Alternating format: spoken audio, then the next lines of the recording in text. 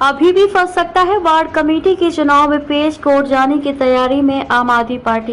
1.5 साल से लंबित हो रहे वार्ड समितियों के चुनाव की घोषणा के बाद फिर चुनाव में पेच फंस सकता है। सूत्रों के मुताबिक नामांकन में कम समय दिए जाने के विरोध में आम आदमी पार्टी कोर्ट का रुख कर सकती है। सूत्र बताते हैं कि आपके कुछ पार्षदों ने तबियत खराब होने से लेकर शहर से बाहर होने की सूचना भी महापौर को दी है। ऐसे में पार्षदों की अनुपलब्धता पर आप कोर्ट का रुख करने पर विचार कर रहे हैं।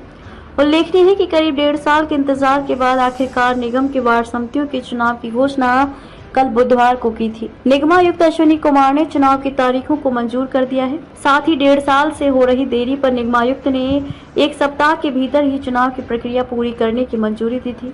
इसके बाद निगम सचिव कार्यालय ने नामांकन लेना शुरू कर दिया है। हालांकि पहले दिन कोई नामांकन नहीं आया है। अचानक हुई तारीखों की घोषणा से राजनीतिक दल अब प्रत्याशियों के चयन में जुट गए हैं। भाजपा ने अलग अलग नेताओं की जोन अनुसार जिम्मेदारी तय कर पार्षदों के प्रत्याशी पर आम सहमति बनाने की कोशिश शुरू कर दी है।